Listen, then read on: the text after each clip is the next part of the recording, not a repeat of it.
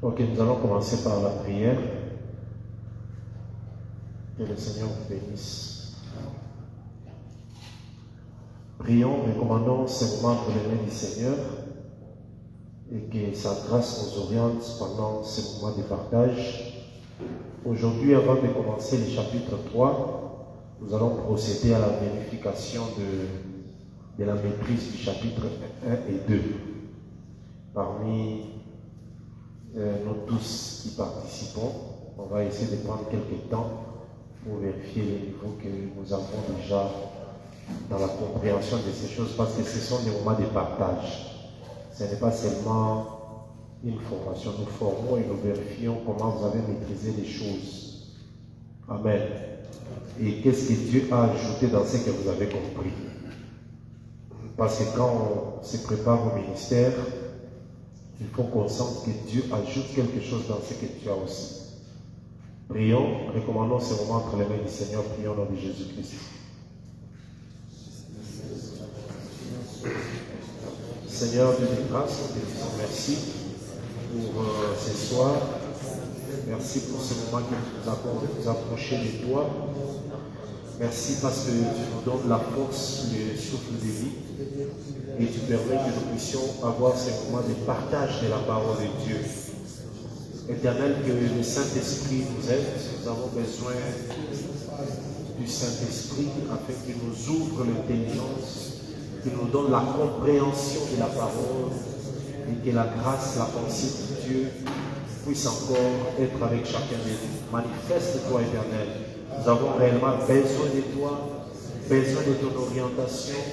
Et que toi seul, Seigneur Tout-Puissant, soit notre soutien. Merci Père pour notre Jésus-Christ. Nous allons prier, demandons au Seigneur de nous donner encore la compréhension de la parole de Dieu par le Saint-Esprit et qu'il nous donne encore la révélation des mystères cachés dans les Écritures, parce que c'est là qu'il y a la vie. Prions au nom de Jésus-Christ. Seigneur, nous prions que tu puisses encore nous donner la compréhension de la parole des Écritures. Révèle-nous les choses cachées, Seigneur. Nous avons besoin de la révélation qui vient de toi, afin que nous ne puissions pas, Seigneur Tout-Puissant, transmettre nos propres pensées, mais que nous puissions, Seigneur Tout-Puissant, comprendre, Jésus-Christ, quelle est ta volonté dans toutes ces choses que nous sommes en train de lire. Révèle-nous, Seigneur, ta pensée, parce que tu es le roi de gloire. Sois béni, sois élevé, Père éternel, au nom de Jésus-Christ. Nous allons prier encore, demandons que le Seigneur nous donne encore l'occasion de répandre ces choses partout où nous pouvons être, et que ces choses aussi deviennent une vie en nous, et aussi nous puissions arriver à transmettre cette vie dans l'Église. Prions au nom de Jésus-Christ. Seigneur, nous prions que tu nous aides, Père très saint, à comprendre ces choses cachées, que nous puissions réellement, pour Dieu Tout-Puissant, arriver à transmettre aussi ces choses aux autres, afin que plusieurs puissent bénéficier de cette connaissance. Que ta grâce, Seigneur Tout-Puissant, se manifeste et nous soutienne parce que tu es le roi de gloire. Manifeste-toi, ô Seigneur Tout-Puissant, agis parce que tu es le Dieu de grâce. Merci pour ton amour et ta bonté, au nom de Jésus-Christ. Amen. Amen. Ok, que le Seigneur vous bénisse. Nous sommes en train d'avancer tout doucement avec ces partages, cette étude du livre de Lévitique. Nous ne faisons pas seulement la lecture des livres, mais nous sommes en train d'étudier la pensée de Dieu dans ces livres. Le livre de Lévitique, comme je l'ai dit chaque fois, c'est un livre prophétique. Parce que c'est un livre qui contient la loi. Or, la Bible nous dit que la loi a prophétisé. Donc, la loi est une prophétie. Or, l'objectif dans la prophétie, c'est quoi? C'est de découvrir ce que le Seigneur a caché. 1 Corinthiens chapitre 13 nous dit que la prophétie c'est la science des mystères. Amen. La prophétie, c'est la science des mystères et de la connaissance. Je vais demander à un frère de lire ces passages-là. Frère Junior, fais-nous la lecture de 1 Corinthiens 13, où on nous explique la prophétie. On nous explique la prophétie. Vous allez nous aider beaucoup à lire aujourd'hui parce que la version de la Bible que j'ai à des petits écrits, ça va nous rendre un peu la tâche difficile, donc vous serez obligés de lire de temps en temps. Amen. Vous êtes jeunes, vous avez encore des yeux forts. Nous, les yeux sont en train déjà de partir, hein, comme les sacrificateurs Élie. Amen. Vous avez encore les yeux comme Moïse. On dit que sa vue était encore très bonne, même à 120 ans. Amen. Vous savez, les yeux de Moïse, c'était fort jusqu'à 120 ans, c'est ce que ça veut dire. Vous avez déjà dit ça, non? Que les yeux de Moïse, allons-y d'abord, lisons et puis nous allons revenir dans les yeux de Moïse. Amen. Ok, lisons 1 Corinthiens chapitre 13. Oui, commençons au premier verset. 1 Corinthiens chapitre 13. 1 Corinthiens 13, à partir du premier verset, lisons en Jésus-Christ. Amen. Quand je parlerai les langues des hommes et des anges. Le micro là est ouvert. C'est ouvert. C'est ouvert. Le son il semble être. Ok. Lisez. Quand je parlerai les langues des hommes et des anges, si je n'ai pas la charité, je suis un airain qui résonne ou une cymbale qui retentit. Et quand j'aurai le don de prophétie, la science de tous les mystères et de toute la connaissance, quand j'aurai même toute la foi jusqu'à transporter les montagnes, si je n'ai pas la charité, je ne suis rien. Ok. Donc on dit quand j'aurai les dons de prophétie. On explique. On dit les dons de prophétie, c'est la science de tous les mystères et de toute la connaissance. Amen. Amen. Donc la prophétie, c'est la science des mystères. Les choses qui sont cachées par l'esprit de la prophétie, on peut les découvrir. Que ce soit la prophétie comme don ou la prophétie comme ministère. Donc celui qui a le ministère de la prophétie, il a l'habitude de découvrir les mystères dans les Écritures et les expliquer. Celui qui a les dons de prophétie peut découvrir des choses dans la vie des hommes, peut découvrir des choses dans le temps, il peut découvrir par rapport au passé, par rapport au présent ou au futur. Alors, comme nous disons aussi que la loi est une prophétie, ça veut dire Genèse, Exode, Lévitique, Deutéronome, ainsi que Nombre, ce sont des livres qui constituent la loi, la Torah. Donc ces livres-là aussi sont des prophéties. C'est pour cela que depuis que nous avons commencé avec les livres de Lévitique, nous sommes en train de découvrir ce que Dieu a caché dans chaque loi. Amen. Ok. Alors, nous sommes au chapitre 3, mais je vais prendre quelques pensées très rapidement. Je sais qu'en face de moi, j'ai des gens appelés au ministère, des gens qui se préparent à les grandes choses. Nous allons essayer ensemble très rapidement de prendre quelques pensées sur le chapitre 1 et chapitre 2. Je veux que tout le monde dise un mot sur ce qu'il a retenu dans le chapitre 1 ou dans le chapitre 2. Une pensée, juste une pensée. S'il y a quelque chose que Dieu a ajouté et tout. Amen. Ok, on va y aller très rapidement. Le chapitre 1 nous parle des holocaustes. Nous avions 3 types d'holocaustes. Dans le chapitre 2, on nous parle de l'offrande des farines, l'offrande végétale, et on nous parle aussi des prémices. Qu'est-ce que vous avez retenu? Sans seulement chercher à lire. Oui, vous pouvez me dire au verset tel, j'ai retenu ceci, mais telle pensée m'a été encore ajoutée par l'Esprit et tout. Voilà. Amen. Amen. Que le Seigneur vous bénisse. Que le Seigneur vous bénisse. Okay. Alors, c'est lui qui peut commencer. Qu'est-ce qu'on a retenu par rapport à l'Holocauste, par rapport à la fleur des farines, tout et tout? Vous intervenez très rapidement, juste une minute, vous levez les doigts. Si on traîne à lever, moi je vais choisir. Que le Seigneur vous bénisse. C'est comme ça qu'on dit que c'est le moment de partage. avant d'avancer avec le chapitre 3, je voulais bien vérifier les 2 chapitres précédents. Amen. Que le Seigneur nous bénisse. Allons-y très rapidement. Les prédicateurs.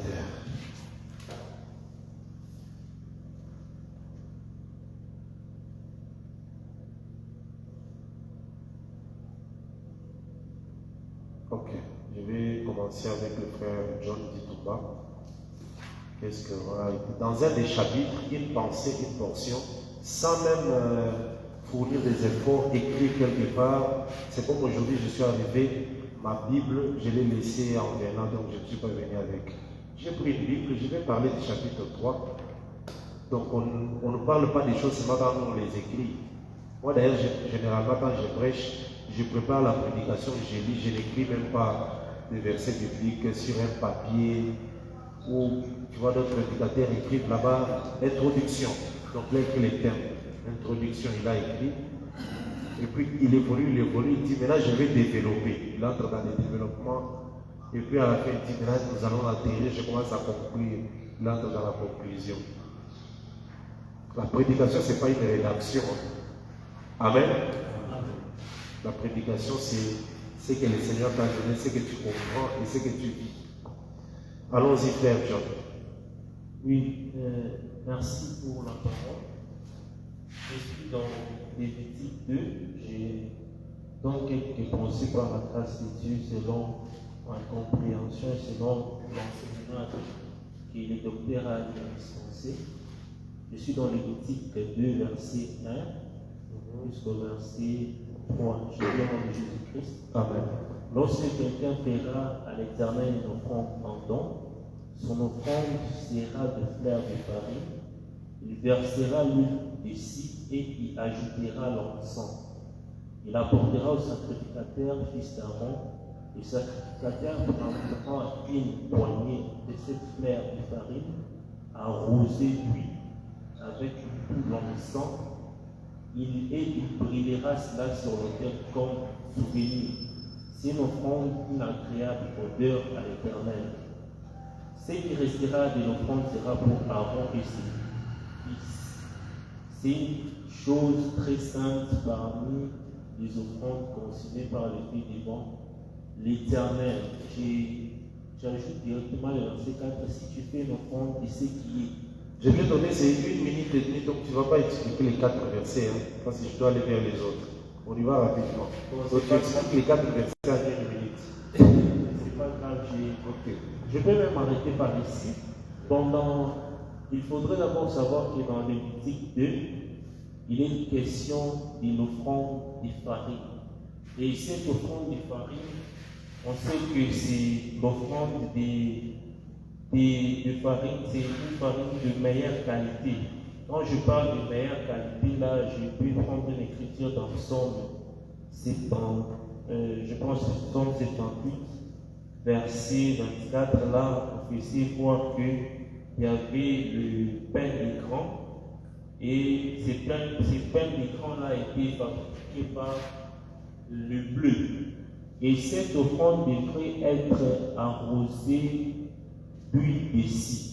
Là où il simplifie vraiment cette offrande comme étant l'identité de Christ, lorsque Christ est arrivé dans le Jourdain, l'Écriture dit que l'Esprit du Seigneur devrait descendre comme une colombe. C'est ça même la pensée de l'huile. Donc l'huile, c'est l'image de l'Esprit, et l'encens, c'est l'image du parfum. Parce qu'on devrait aussi ajouter à cette offrande l'encens.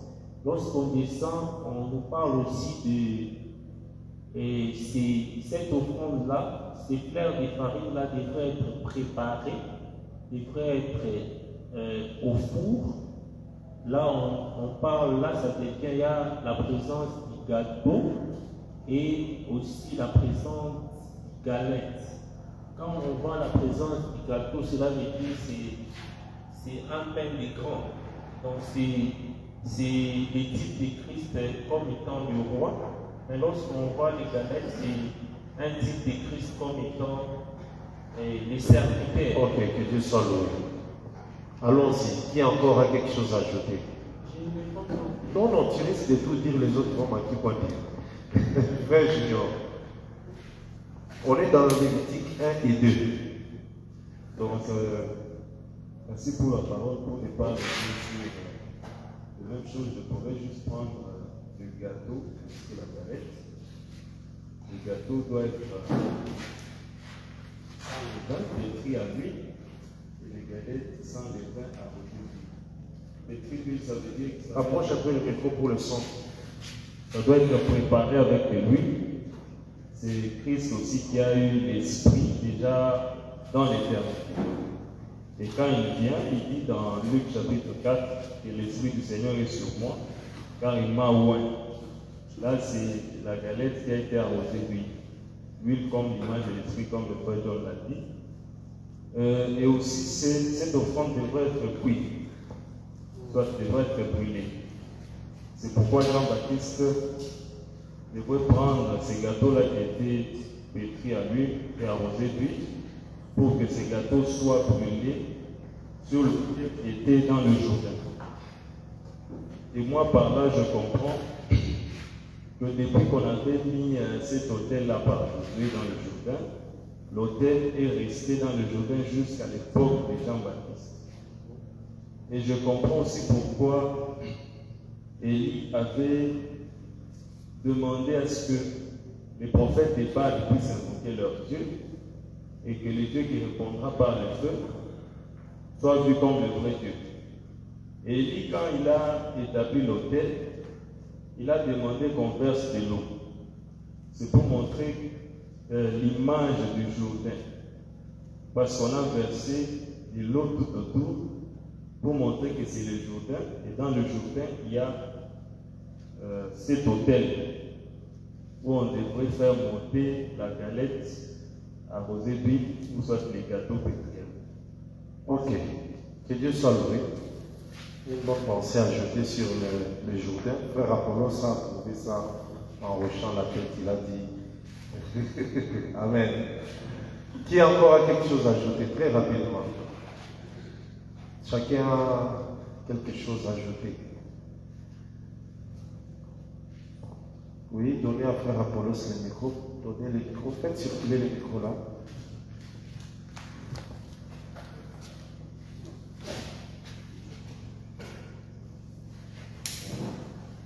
Merci beaucoup. Merci pour la parole. Moi, je suis dans Lévitique chapitre 1er. Je suis dans Lévitique chapitre 1er. Je vais lire le verset 2. L'Écriture dit: parle aux enfants d'Israël et dis-leur, lorsque quelqu'un d'entre vous fera une offrande à l'Éternel, il offrira du bétail, du gros ou du menu bétail. Alors, l'offrande qui doit être offerte à l'Éternel, selon ce passage, devait être soit du gros bétail ou encore du menu bétail, c'est-à-dire du petit bétail. Alors, quand nous allons dans Éphésiens chapitre 5, Je suis parti aussi trop loin. voilà. Je disais que selon ce passage, l'offrande qui devait être offerte à l'Éternel devait être soit du gros bétail ou du menu bétail, ça veut dire du petit bétail. Alors, lorsque nous allons dans Éphésiens chapitre 5 au premier verset, là-bas l'apôtre Paul nous présente Christ comme l'offrande qui a été offerte à Dieu. Alors, nous comprenons par là que Christ, étant l'offrande qui a été offerte par Dieu, était à la fois gros bétail et petit bétail. Ça veut dire, cela montre que Christ était venu avec à la fois la grandeur et la petitesse. Voilà pourquoi dans Luc chapitre 22, il dit à ses disciples, lorsqu'il y a eu une contestation entre eux, pour montrer qu'ils cherchaient à savoir qui était le plus grand parmi eux. Alors il leur a donné un exemple pour dire que celui qui est le plus grand doit se comporter comme étant le plus petit. Et en donnant cet exemple-là, il était en train lui-même de parler. Donc il était en train lui-même de parler de lui-même, si je peux dire ça. Il était le plus grand, mais il était venu comme étant le plus petit. Ok. Voilà. Dieu soit loué. Donc le gros bétail, c'est le gâteau. Le menu bétail, c'est la galette. Ok. Qui a encore quelque chose à ajouter? Oui, frère Jancy. Amen. Amen. Merci pour pouvoir m'accorder cette parole. Je voulais aussi parler par rapport à les gâteaux qui étaient sans levain et la galette qui était aussi sans levain. Je me focalise sur le sans levain. Pourquoi les gâteaux devaient être sans levain? C'est déjà un signe que Christ devait être sans péché. Alors, quand Christ est sans péché, nous voyons aussi la femme qui prend aussi 3 mesures de fleurs, il prend aussi 3 mesures de farine, et il prend maintenant le levain, il ajoute dans les 3 mesures de farine, et ce levain-ci qu'on ajoute dans les 3 mesures de farine, ça se diffère, il y a une différence entre les levains qui devaient être enlevés dans le demi-gâteau qui est sans levain. Alors nous comprenons que les levains qu'on a ajoutés dans les 3 mesures de farine, c'est ça même l'interprétation de l'écriture. Et les 3 mesures de farine représentent la loi, le psaume et les prophètes. Alors, par l'esprit de Christ, nous faisons aussi une complémentarité par rapport à ces 3 mesures de farine. Nous comprenons aussi que ces 3 mesures de farine aussi représentent aussi les 3 branches, ou les 3 branches que Jacob a pris. Parce que Jacob a pris aussi 3 branches, il a pris les peupliers, les mandiers, aussi et d'autres branches. Donc il y a 3 branches là. Oui, peuplier, mandier, et puis éclaté. Oui. Les 3 branches aussi représentent aussi les 3 mesures de farine. Et la vie qui devait être manifestée, c'est ça le plan. Parce que les 3 branches ici, on devait enlever les écorces. Quand il enlève les écorces, il prend maintenant la couleur blanche là, il met maintenant dans les crevasses.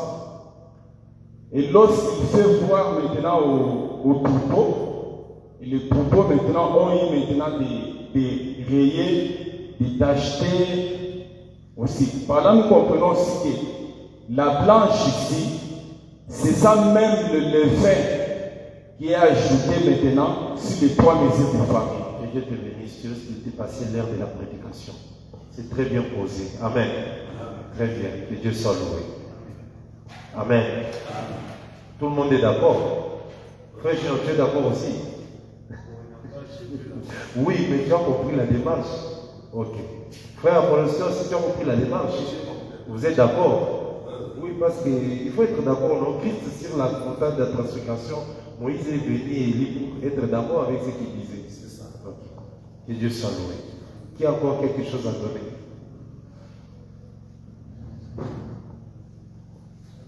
Frère Espoir, frère Ria, frère Patrick, frère Joseph, frère Jacques, frère Triton, frère Christian, qui a quelque chose à poser là-bas? Israël aussi, il est à la caméra, je ne sais pas s'il va déposer quelque chose. Donc, Bon, on va passer. Que le Seigneur soit loué. On ira la séance prochaine, on va encore prendre d'autres pensées. Que Dieu vous bénisse. Ok. Nous allons lire le chapitre 3 pour aujourd'hui. Mais déjà, les bonnes interventions, les 4 interventions que nous avons eues ce soir, c'est déjà très bon. Que Dieu soit loué. Lévitique chapitre 3, nous allons aller très rapidement. Nous sommes dans le sacrifice d'action de grâce. Donc on a vu le sacrifice de l'Holocauste, nous avons vu les fleurs de farine et même des prémices. Je viens d'expliquer aussi les prémices. Alors, Lévitique chapitre 3, nous lisons au nom de Jésus-Christ. Nous allons lire rapidement les 17 versets et nous allons voir quels sont les versets que nous pouvons expliquer aujourd'hui. Je lis au nom de Jésus-Christ. Lorsque quelqu'un offrira à l'Éternel un sacrifice d'action de grâce, s'il offre du gros bétail, mâle ou femelle, il offrira sans défaut devant l'Éternel.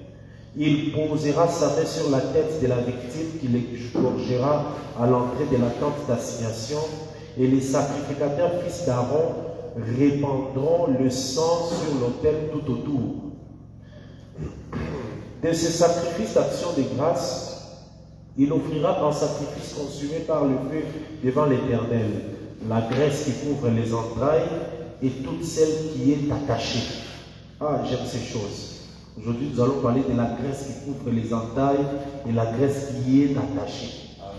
Amen. Les 2 rognons, on va en parler, les 2 rognons et la graisse qui entoure les rognons, qui couvre aussi les flancs et le grand lobe de foie qu'il détachera près des rognons.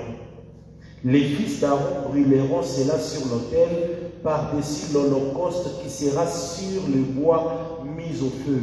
C'est un sacrifice consumé par le feu d'une agréable odeur à l'Éternel.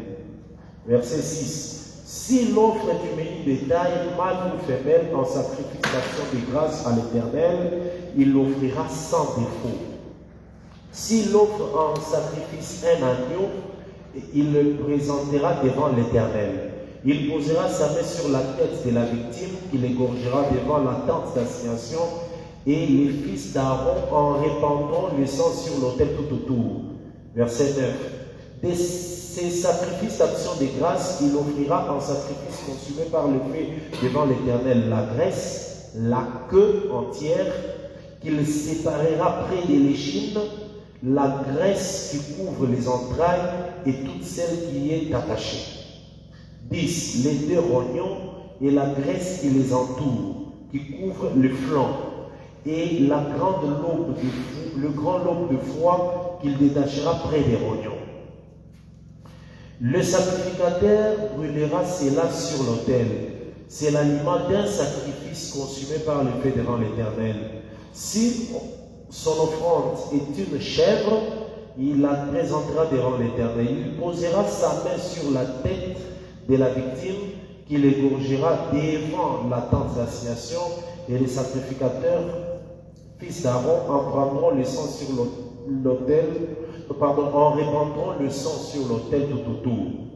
De la victime, il offrira en sacrifice consumé par le feu devant l'Éternel la graisse qui couvre les entrailles et toute celle qui est attachée, les 2 rognons et la graisse qui les entoure, qui couvre le flanc, et les grands lobes de foie qu'il détachera près des rognons. Le sacrificateur brûlera cela sur l'autel. Toute la graisse est l'aliment d'un sacrifice consumé par le feu d'une agréable odeur à l'Éternel. C'est ici une loi perpétuelle pour vos descendants dans tous les lieux où vous habiterez. Quelle est la loi? Vous ne mangerez ni graisse ni sang. Que le Seigneur bénisse sa parole. Amen. Voilà la pensée de Lévitique chapitre 3. Donc ici c'est le sacrifice d'action de grâce. Nous allons essayer d'en décortiquer, donc de couper de l'Holocauste, parce que c'est dans ces chapitres aussi, c'était dans l'Holocauste, on doit couper en morceaux. Verset par verset, ce sont des morceaux de l'Holocauste. Amen. Et quand on parle de l'Holocauste, ça veut dire qu'on doit tout brûler. Tout brûler veut dire tout expliquer. Amen. Ok. Alors, ici, nous sommes toujours dans les sacrifices. Nous sommes toujours dans les sacrifices. Et nous savons que depuis que nous avons commencé Lévitique à partir du chapitre 1er des holocaustes, nous avons présenté d'abord Christ comme le véritable holocauste.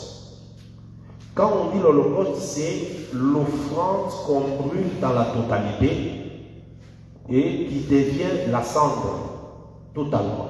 La cendre, c'est représenté aussi par la couleur noire.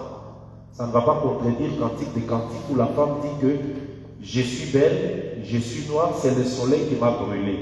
Or, le soleil, c'est l'autel. La femme, c'est l'animal qui doit passer par le feu et qui devient noir. Donc nous, même si aujourd'hui nous voyons la cendre blanche dans nos cuisines, là où les mamans préparent, nous croyons que la cendre elle est noire. Amen. Amen. Alors, ici nous avons cette pensée. Dans l'Holocauste, nous avons vu le gros bétail, nous avons expliqué que le gros bétail c'est Christ comme le grand Dieu, le roi qui est venu, mais le bétail comme les serviteurs, et l'oiseau comme les corps célestes. Donc ça veut dire l'offrande céleste. C'est une offrande qu'on offre, mais qui rentre vers le ciel. C'est ça l'oiseau. Amen. Retenez très bien, j'entendais même que quelqu'un m'explique ça sur les ailes qu'on ne devait pas détacher. Ça, moi j'attendais. Amen. Je me disais qu'il y aura quelqu'un qui va expliquer pourquoi on ne détache pas les ailes lorsque on déchire l'oiseau. Alors, donc l'oiseau c'est l'offrande mais qui parle d'un corps céleste. Jésus-Christ est venu comme offrande, mais il était de la nature céleste. Malgré qu'on l'a tué, il est mort et il est rentré. C'est ça l'offrande de l'oiseau. Amen. C'est pour cela quand tu marches dans Lévitique, surtout Lévitique chapitre, je pense, 14, on va vérifier, 13-14, où on parle des oiseaux, des deux oiseaux l'un qu'on devait tuer et l'autre qu'on devait laisser vivant. Le vivant qui reste, on doit les tremper dans le sang de l'oiseau mort. Et il doit s'envoler pour aller dans les champs répandre le sang. Donc vous voyez que partout où on parle de l'oiseau, on parle toujours d'un esprit éternel. Même si on a tué, mais quelque chose doit continuer. C'est ça même l'offrande de l'oiseau. Nous aussi, si nous rentrons dans la doctrine, chaque enfant de Dieu est un oiseau. Pourquoi? Parce que en tant qu'oiseau, nous devons vivre le 5e jour de la création, quand les oiseaux vont vers le ciel, volent vers l'étendue du ciel. C'est ça le 5e jour de la création. En tant qu'oiseau, nous arrivons, nous sacrifions. Quel est le sacrifice? Notre sacrifice à nous, nos corps et tout, doit être sacrifié sur la parole. Amen. Vous connaissez que la parole c'est un feu. Amen. Donc la parole c'est un feu.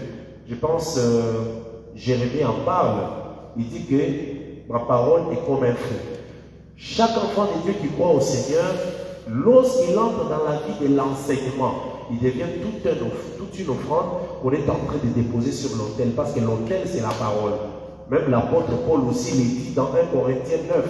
Il dit que de la même manière que ceux qui travaillent à l'autel étaient mangés à l'autel, c'est de la même manière aussi que ceux qui travaillent à l'évangile se nourrissent de l'évangile. Donc l'autel c'est l'évangile.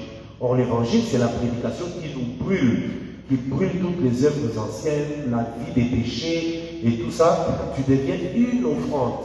Mais toi tu es une offrande qui se brûle dans la totalité, mais qui devient un oiseau qui doit voler les jours de l'enlèvement. Amen. C'est pour ça que ceux qui ne sont pas consumés dans la totalité ne pourront pas partir dans l'enlèvement. Alors, ici nous sommes en train de parler du sacrifice d'action de grâce. C'est quoi le sacrifice d'action de grâce? Les sacrifices d'action de grâce, c'est l'offrande de la reconnaissance qui nous unit à Dieu. Amen. L'offrande de la reconnaissance. Ça, il faut retenir. L'Holocauste, c'est l'offrande qu'on offre à Dieu dans la totalité. La fleur, l'offrande de la fleur de farine, c'est l'offrande qu'on offre pour un don. Là, c'est on offre un don. C'est ce que Lévitique chapitre 2 dit. Écoutez, chapitre 2, verset 1. Lorsque quelqu'un fera à l'Éternel une offrande en don, son offrande sera des fleurs de farine. Donc l'offrande végétale, c'est l'offrande en don. Suivez-moi très bien parce que je vais dire beaucoup de choses à la fois. Jésus-Christ a dit dans Jean chapitre combien? C'est 12, hein, que je suis le grain. Jean chapitre 12. Il dit qu'il est le grain. Le grain, c'est quoi? C'est l'offrande des fleurs de farine. Les grains de blé. C'est ça l'offrande des fleurs de farine. Et quand il dit qu'il est le grain de blé qui a été jeté en terre. Jeté en terre, c'est quoi? C'est ça Jean chapitre 3, verset 16. Car Dieu a tant aimé qu'il a donné son Fils. En donnant le Fils, c'était quoi? Il donnait le pain. Ecclésiaste le dit dans l'Ecclésiaste chapitre 11. Prends ton pain, jette-le à la surface des eaux. Dans les rouleaux, il est question de moi. On dit à qui? À qui de jeter? C'est Dieu. Il avait un pain depuis l'éternité. Parce qu'il faut savoir que dans le ciel, il y a une boulangerie. Dans le ciel, il y a un champ de blé où il a cueilli son blé. On l'a moulu parce qu'il y a aussi la meule là-bas. On l'a moulu, on a fait le pain et Dieu a gardé son pain. Pendant qu'Adam est tombé, les gens mouraient, Dieu s'est décidé de prendre son pain et de le jeter à la surface des eaux. Quelle est la suite quand il jette le pain? La Bible dit quoi? Lisons Ecclésiaste 11. Je lis au nom de Jésus-Christ. Ecclésiaste 11.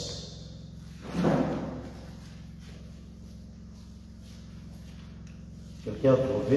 Bon, j'ai trouvé, je vais lire. Verset 1er, je lis au nom de Jésus-Christ. Jette ton pain à la surface des eaux. Apocalypse chapitre 17, verset 15 nous dit que les eaux, ce sont les nations, c'est les mondes. Amen. Jette ton pain à la surface des eaux. Ça veut dire, prends Jésus, envoie-le dans les mondes. C'est ça, jette ton pain à la surface des eaux. Amen. Ok. Parce que Jésus, c'est le pain qui vient d'où? Qui descend d'en haut. Et celui qui jette est en haut. Hein? Ça veut dire que celui qui jette le pain, il est en haut. Il fait quoi? Il lâche. Amen. Ok. Jette ton pain à la surface des eaux, car avec les temps, tu les retrouveras. Est-ce que même Salomon, en écrivant ici, comprenait qu'il parlait de la résurrection de Jésus? Amen. Quand on dit jette ton pain, ça veut dire envoie Jésus dans le monde. Pourquoi? Parce qu'avec les temps, tu les retrouveras. Avec les temps là, c'est deux choses. Avec les temps ici, c'est 33 ans après. Avec les temps ici, c'est 3 jours après. 3 jours de la mort et la résurrection. C'est ça avec les temps. Amen. Donc, après 33 ans, celui qui avait jeté le pain l'a retrouvé. Il l'a retrouvé comment? Toujours avec la même main là qu'il avait pris le pain. Il l'a jeté.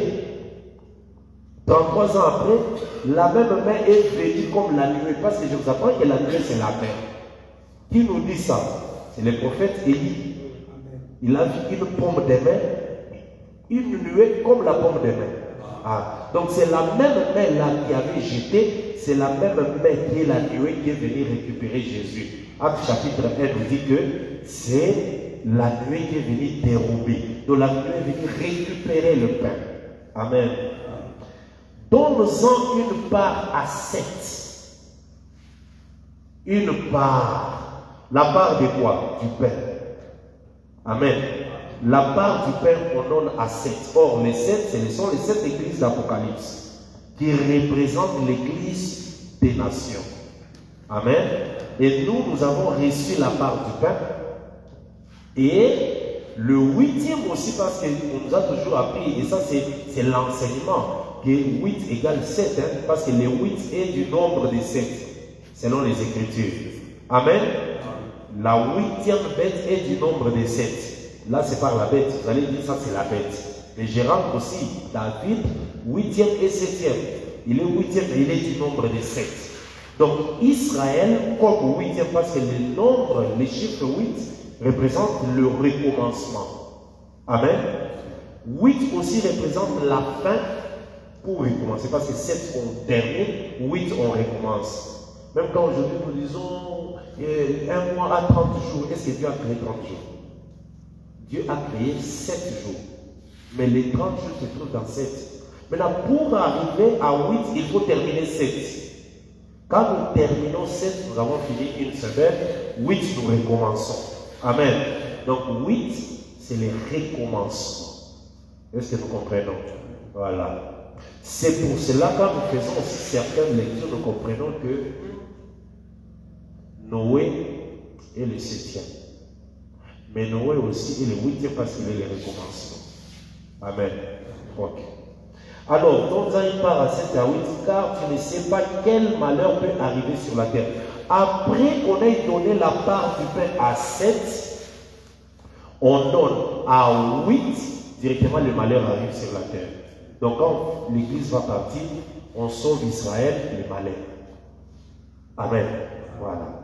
C'est ça ce qu'on voulait dire ici. Donc, je suis parti ici plus loin pour vous montrer que l'offrande de la fleur de farine, vous voyez, je suis parti très loin pour expliquer l'offrande de la fleur de farine, que c'est le grain de blé qui a été envoyé sur la terre. Et cette offrande de fleur de farine, c'est Christ. Amen. Maintenant, lorsque nous parlons de l'offrande d'action de grâce, c'est Christ l'offrande d'action de grâce. Ça veut dire Dieu lui-même pour rendre grâce, pour reconnaître l'œuvre qu'il a faite, il envoie d'abord Christ. Christ est l'offrande d'action de grâce. Je vais vous expliquer ça. Ici, on nous dit que lorsque quelqu'un va offrir une offrande d'action de grâce, s'il offre du gros bétail, mâle ou femelle, si nous rentrons dans l'Holocauste chapitre 1, regardez ce qu'on nous dit.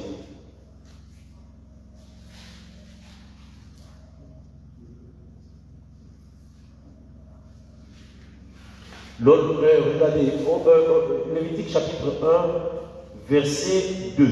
Parle aux enfants d'Israël et dis-leur, lorsque quelqu'un d'entre vous fera une offrande à l'Éternel, il offrira du bétail, du gros du béni bétail.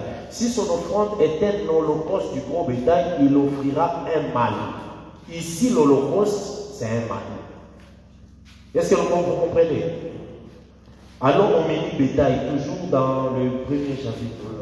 Béni bétail, c'est verset 10. Si son holocauste est un holocauste de béni bétail, d'agneau, de chèvre, il offrira un mâle sans défaut.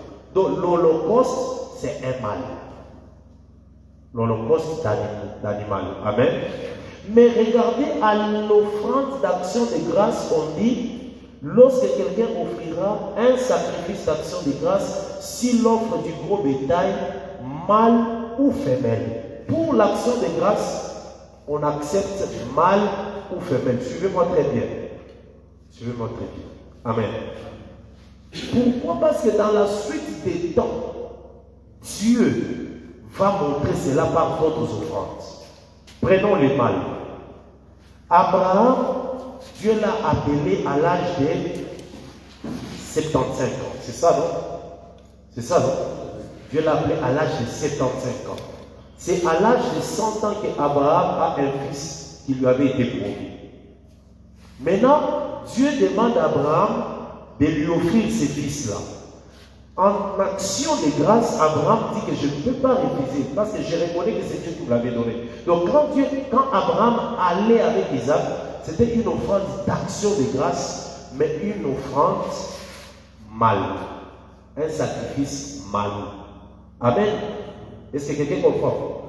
Et il faut savoir que lorsque Isaac a été offert, quand vous regardez dans Genèse chapitre 22, lorsque Isaac a été offert, la Bible dit qu'il a été offert, on a pris les béliers, on a offert ces béliers en holocauste. Donc Isaac c'était l'holocauste. Dieu a pris Isaac dans la totalité. Est-ce que quelqu'un comprend? Parce que nous tous nous connaissons que les béliers c'est Isaac. Quand tu lis, on dira qu'Abraham a offert le bélier à l'holocauste. Et là, c'est l'offrande d'action de grâce, mais mâle. Femelle, c'est Jephthé. Amen. Il a dit à l'Éternel, je vais aller dans la bataille, mais si tu me donnes la victoire, je t'offrirai. C'est quoi? C'est l'offrande d'action de grâce, mais femelle. Lisons. Juge chapitre 11. Que le Seigneur vous bénisse. Juge chapitre 11.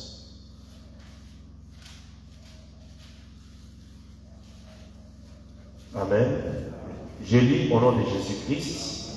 Je peux commencer la lecture au verset 29. Je lis. L'esprit de l'Éternel fut sur Jephthé, il traversa Galade et Manassé. Il passa à Mitzpé de Galade et de Mitzpé de Galade, il marcha contre les fils d'Ammon. Jephthé fit un vœu à l'Éternel. Écoutez comment Jephthé parle à l'Éternel. Et dit, si tu livres entre mes mains les fils d'Ammon, quiconque sortira des portes, suivez très bien, quiconque sortira des portes de ma maison, au devant de moi, à mon heureux retour de chez les fils d'Ammon, sera consacré à l'Éternel, et je l'offrirai comment? Je l'offrirai en holocauste. Quiconque. Donc, suivez-moi très bien. Je vais dire des choses ici. Amen. Des choses peut-être qui n'ont pas encore été dites dans l'évangile éternel. Suivez-moi. Amen. Et on vérifiera aussi avec les autres. Parce qu'il faut 2 ou 3 témoins. Amen. Dans la maison de Jephthé, il y avait beaucoup de gens. Mais Jephthé n'avait pas d'autre fils et d'autres filles. Il n'avait que sa fille unique. Est-ce que vous savez que c'était la fille unique de Jephthé? C'était sa fille unique. Parce que nous parlons toujours de fils unique. Mais moi, je vous dis que Jésus est la fille unique de Dieu. Amen. Amen. Jésus, c'est la fille unique de Dieu. Alors, dans la maison de Jephthé, continuons la lecture parce que je vais dire quelque chose qu'il faut qu'on ait lu ça. Alors, verset 31, quiconque sortira des portes de ma maison au devant de moi à mon heureux retour des fils d'Ammon sera consacré à l'Éternel et je l'offrirai à l'holocauste. Jephthé marcha contre les fils d'Ammon et l'Éternel le livra entre ses mains. Il leur fit éprouver une grande défaite. Depuis Aréor jusqu'à vers Minit, espace qui renfermait 20 000 et jusqu'à Abel-Irabim, et les fils d'Ammon furent humiliés devant les fils d'Israël. Jephthé retourna dans sa maison à Mitzpah. Et voici sa fille sortit au devant de lui avec des tambourins. Ici on a dit sa fille sortit. Mais lui avait dit quiconque sortira. Est-ce que vous comprenez? Ça veut dire dans sa maison il y avait beaucoup de gens. Alors, Jephthé rentra de Mitzpah et voici sa fille sortit au devant de lui avec des tambourins et des danses. C'était son unique enfant. Il n'avait point de fils et point de filles. Mais quand il disait quiconque, là, c'était qui? Amen. Lui, quand il disait à Dieu, il n'a pas dit, Seigneur, quand je rentrerai, comme ma fille sortira. Non, il a dit quiconque. Donc, dans sa maison, il y avait des frères, des cousins, je ne sais pas, beaucoup de gens. Mais dans cette maison-là, il y avait aussi la fille unique. Amen.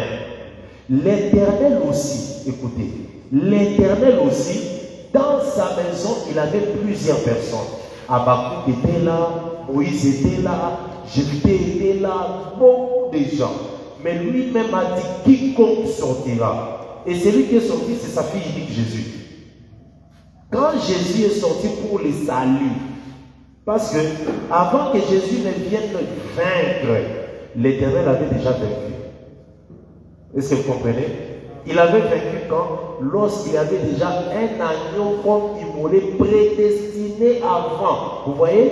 Le péché était déjà entré, mais l'Éternel avait déjà vaincu ces péchés-là en prenant un agneau, prenant sa peau et pour revêtir Adam.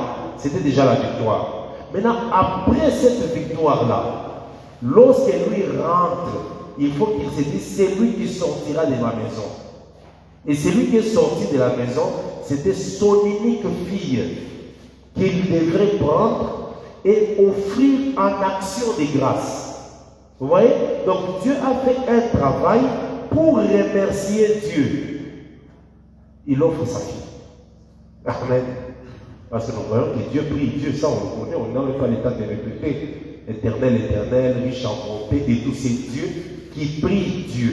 Alors, lui aussi Dieu, pour remercier Dieu, il prend sa fille unique qui est Jésus, est l'offre.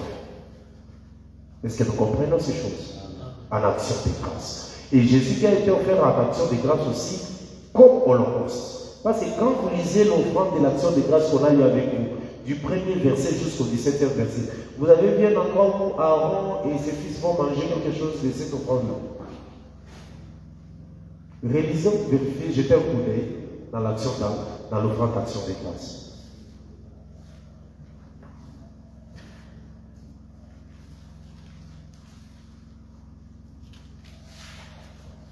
Amen.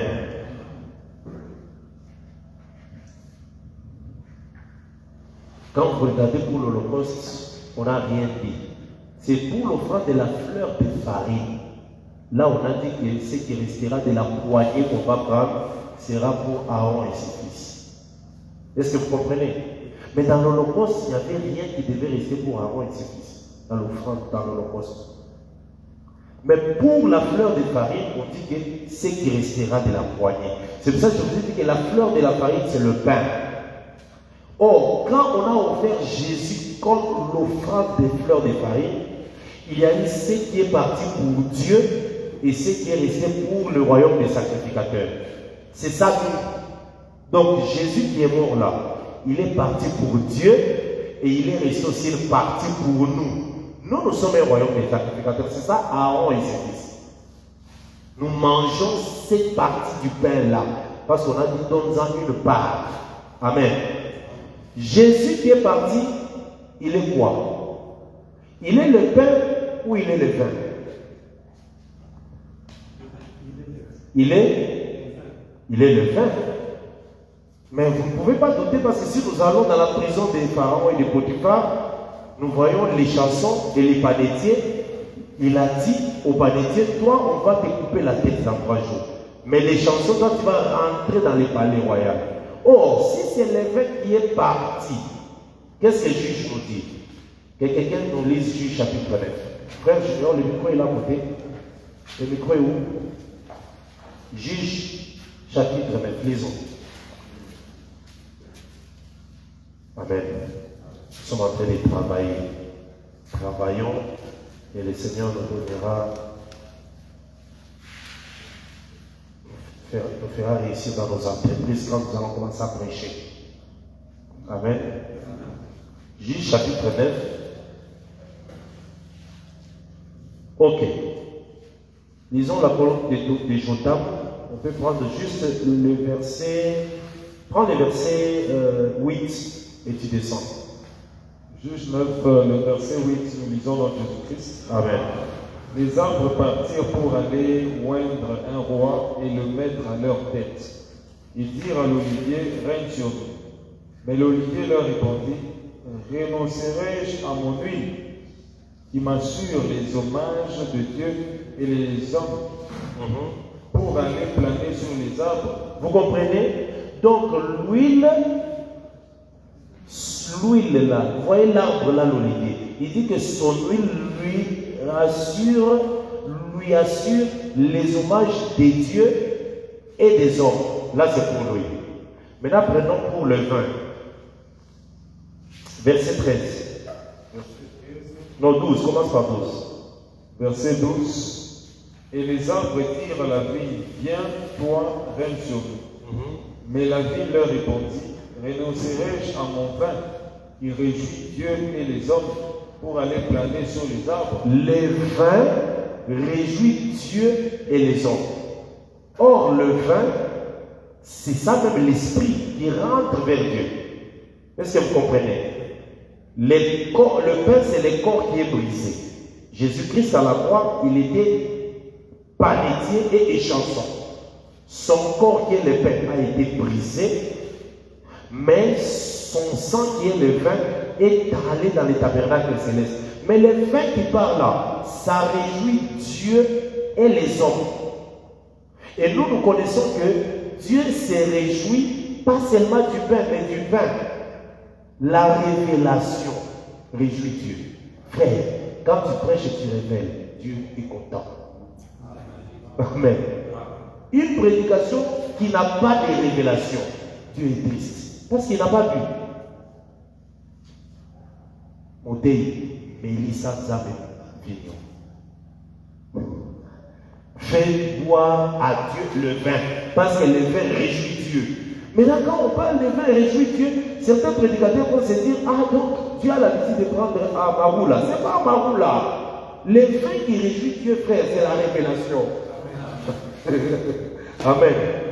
Dieu ne prend pas les vins que nous voyons comme vendons à gauche, à droite, ici, vin des palmois. Non, c'est la révélation. Et ces vins-là qui parlent, qui réjouit Dieu, ça nous réjouit aussi nous ici sur la terre. Voilà pourquoi nous disons Amen quand il y a des révélations. Ça nous réjouit, ça réjouit aussi Dieu. Je te dis, Dieu a l'habitude de dire Amen. Si la révélation elle est bien posée, elle est vraie, Dieu dit Amen. Et c'est l'Amen de Dieu là qui te pousse toi aussi par l'Esprit de dire Amen. Amen. Voilà. Donc ici nous comprenons que quand on dit que la farine de blé, il y a une poignée qui sera pour Dieu et l'autre pour les sacrificateurs. Donc c'est la prédication. Amen. Que le Seigneur vous bénisse.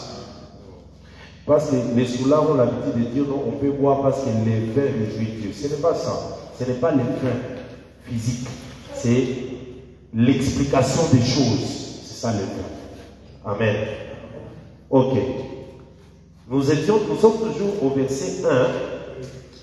Donc, ici dans l'offrande d'action de grâce, on nous dit qu'on peut offrir mâle ou femelle.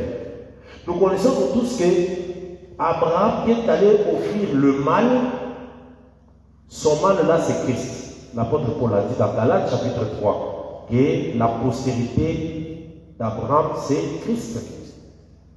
Maintenant, femelle c'est Jephthé qui offre sa fille. Jephthé c'est l'Éternel qui va vaincre les ennemis, mais il offre sa fille. Sa fille là c'est Christ. Nous connaissons nous tous. D'ailleurs, je vais parler de la vie de Jephthé même la séance prochaine pour bien vous expliquer aussi la fête. Pourquoi la vie de Jephthé est allée d'abord passer un mois avec ses compagnes et après on est allé, on l'a offert et après maintenant on commence à les célébrer. C'est Christ. Amen. Ok. Ici nous comprenons que le mâle ou la femelle qu'on doit offrir dans l'offrande d'action de grâce, c'est Jésus-Christ. Amen. Mais doit être sans défaut. Voilà pourquoi la fille de Jephthé, c'était une fille vierge. C'est ça sans défaut. Isaac aussi, c'était un garçon sans défaut. D'ailleurs, Isaac, on l'a mis de côté, on a pris les béliers sans défaut, on l'a offert. Amen. Donc, ça veut dire Christ vient comme mâle et femelle, mais sans péché. Il doit être offert pour donner la vie. Voilà pourquoi la Bible nous dit que quand Christ est offert, écoutez, prenons Lévitique 27. Lévitique 27. Est-ce que nous marchons bien? Amen. Amen. Ok.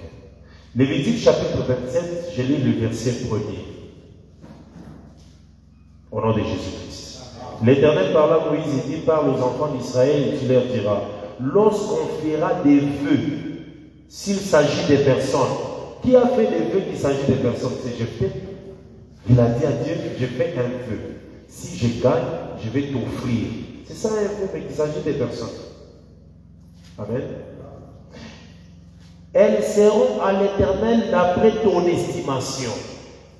Si tu as à faire l'estimation d'un homme de 20 à 60 ans, ton estimation sera de 50 cycles d'argent selon les cycles du sanctuaire. Et je vais vous parler, que Dieu me fasse grâce. Rappelez-moi les mercredis, je vais vous expliquer les problèmes du cycle du sanctuaire.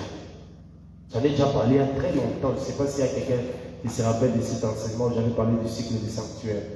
Frère Paul, tu te rappelles, hein? Oui, je vais vous expliquer certaines choses sur le cycle du sanctuaire. Amen. Ok. En passant, quand on parle du cycle du sanctuaire, ça veut dire, dans la vie normale en Israël, les gens mesuraient des choses selon leurs mesures. Argent ou quoi, ils avaient des mesures pour vendre, s'échanger et tout ça. Mais dans les sanctuaires, les mesures étaient différentes des mesures de la vie courante en Israël. Je donne un exemple. Aujourd'hui, le dollar, c'est combien ici en RDC? Pour ceux qui nous suivent de loin, peut-être à l'étranger. En RDC, $1, c'est 2850 francs congolais. Vous voyez? Ça, c'est les taux à l'extérieur. Maintenant, si tu viens à l'église, tu veux donner par exemple quelque chose, on te dit, nous ici, notre dollar, c'est 3000. Ce n'est pas 2850, c'est 3000. Ça, c'est les taux de l'église. J'ai pris ça comme exemple pour faire comprendre les cycles du sanctuaire. Amen. Quand tu veux donner 10 dollars en francs, ici à l'église, tu amènes 30 000 francs. Mais quand tu vas acheter quelque chose de 10 dollars à l'extérieur, tu achètes avec 2800. C'est ça la pensée sur les cycles du sanctuaire. Je vous expliquerai ça maintenant. Dans la prophétie, c'est quoi? Et dans la révélation, c'est quoi? Amen. Alors, nous sommes au verset 3. Si tu as à faire l'estimation d'un homme de 20 à 60 ans, ton estimation sera de 50 cycles d'argent selon les cycles du sanctuaire. Si c'est une femme, ton estimation sera de 30 cycles. Est-ce que vous comprenez? Voilà. C'est comme ça Jephthé qui avait fait le vœu, mais des personnes ont fait le vœu d'une femme, d'une fille. Mais quand la véritable fille aussi est venue, quand son père avait fait un vœu, il a donné sa fille unique. Judas Iscariote a donné 30 cycles d'argent pour respecter Lévitique 27. C'est ce qui confirme les taux là, les 30 cycles là qu'on avait donné à Judas pour vendre Jésus. C'était un vœu que Judas avait fait. Si vous me donnez l'argent, moi je vous dis l'autre, c'est un vœu. Est-ce que vous comprenez? Mais le vœu des personnes. Ici on a dit quand vous faites le vœu de personnes. Si nous marchons avec les vœux de personnes dans les Écritures, on voit Jephthé, on voit Judas Iscariote. Mais Judas Iscariote a fait les vœux des personnes en demandant 30 cycles d'argent. Donc quand il demandait prophétiquement ou révélationnellement, si ce mot-là existe, c'était une femme. Amen. Mais c'était une femme de quel âge? Ici on a dit de 20 à 60 ans. Jésus était là-dedans parce qu'il lui avait 33. 33 c'est entre 20 et 50. Si c'est vrai Jésus avait plus de 50 ans, Judas Iscariote allait demander notre montant. Quel montant, disons? Verset 5. Si c'est de 5 à 20 ans, ton estimation sera de 25 cycles pour un garçon et de 10 cycles pour une fille. Donc si Jésus avait moins de 20 ans, Judas allait demander 5 cycles d'argent. Est-ce que vous voyez là? Amen. Verset 7. De 60 ans et au-dessus, ton estimation sera de 15 cycles pour un homme et de 10 cycles pour une femme. Donc si Jésus avait déjà dépassé, il avait déjà 60 ans, Judas allait demander 10 cycles seulement. Est-ce que vous comprenez? Il a demandé 30 parce que Jésus était entre 20 et 50. Que le Seigneur vous bénisse. Nous rentrons dans Lévitique chapitre 3, verset 1. Nous sommes toujours là. Que le Seigneur vous bénisse. Acclamons très fort pour le Seigneur. Acclamons. Que Dieu soit loué. Ok. Le deuxième morceau de l'Holocauste, verset 2. Il posera sa main sur la tête de la victime qu'il égorgera à l'entrée de la tente d'assignation, et les sacrificateurs fils d'Aaron répandront les sangs sur l'autel tout autour. Donc, la personne qui vient avec son sacrifice d'action de grâce, il vient devant la tente d'assignation, il pose la main. Pourquoi il pose la main? Poser la main, ça veut dire qu'il montre que cette offrande lui appartient. C'est différent de poser la main pour la transmission du péché. Quand on ira dans l'offrande de l'expiation, on pose la main parce que les péchés qui sont sur moi doivent descendre sur la tête de l'animal. Mais ici, dans l'action de grâce, c'est pour montrer l'appartenance. Ça veut dire que ce sacrifice m'appartient à moi. Il pose la main sur la tête. Amen. Ça prouve aussi que l'animal comprend là, c'est moi effectivement comprend. Maintenant, rentrons chez Dieu. C'est Dieu qui vient avec l'animal devant la tente d'assignation. Je vous ai expliqué la tente d'assignation dans le chapitre 1, c'est quoi? Devant la tente d'assignation, ça veut dire quoi? Devant la tente d'assignation. Dans la révélation, la prophétie, ça veut dire quoi? Oui, bien aimé, vous avez oublié. Oui. Pardon? Non. J'en ai parlé dans la deuxième séance. La tente d'assignation, c'est quoi? Mais le lieu saint et le lieu très saint, c'est ça la tente d'assignation, le lieu de la rencontre. Mais devant ça, c'est dans les parvis. Devant la tente d'assignation. Or, qu'est-ce qu'il y a devant la tente d'assignation? C'est l'autel des holocaustes. C'est pour ça qu'on venait avec l'animal dans les parvis, on venait pour l'amener devant la tente d'assignation. Maintenant, dans la révélation, c'est la croix. C'est la croix. La tente d'assignation, c'est le tabernacle céleste. Devant ce tabernacle céleste, c'est la croix. Parce qu'on a posé Jésus sur la croix, après là, il est entré dans la tente d'assignation. Oui. Vous avez déjà dit que Dieu est venu avec Jésus sur la terre. Quand tu dis sur la terre. En Israël. Tu ne veux pas ouvrir Apocalypse 11. Non, là, toi tu as dit c'est sur la terre. Oui. Oui. Ce n'est pas dans ce sens-là. Si au moins tu avais dit peut-être en Israël, on allait comprendre parce que Israël représente le parvis. Bon, c'est ce qu'il y avait dans ma pensée. Mais ce n'est pas sorti par la bouche. Or, la Bible dit que c'est de l'abondance du cœur que la bouche parle. Donc, les cœurs n'étaient pas encore remplis. Amen. Que le Seigneur vous bénisse. Alors, donc, quand on dit devant la tente d'assignation, c'est sur l'autel. Parce que l'autel était devant la tente d'assignation. Amen. Devant les rideaux du lieu saint. Il posera sa main sur la tête de la victime qui l'expurgera à l'entrée de la tente d'assignation et les sacrificateurs fils d'Aaron répandront le sang sur l'autel tout autour. C'est ça. Nous tous ici, sachez bien que qui a sacrifié, qui a livré Jésus? Qui a livré Jésus? Judas, oui. On peut aussi dire que c'est Israël qui a livré Jésus entre les mains des Romains. C'est ce que la Bible dit, non? Vous l'avez livré entre les mains des païens. Voilà. Judas qui livrait Jésus, ou soit, prenons Israël qui a livré Jésus, représente cet homme qui a amené sa victime devant la tente d'assignation. Jésus aussi a été livré par qui? Par Dieu lui-même. Vrai ou faux? Oui, parce que c'est Dieu qui a pris son fils, l'a donné aux sacrificateurs pour que les sacrificateurs puissent les tuer.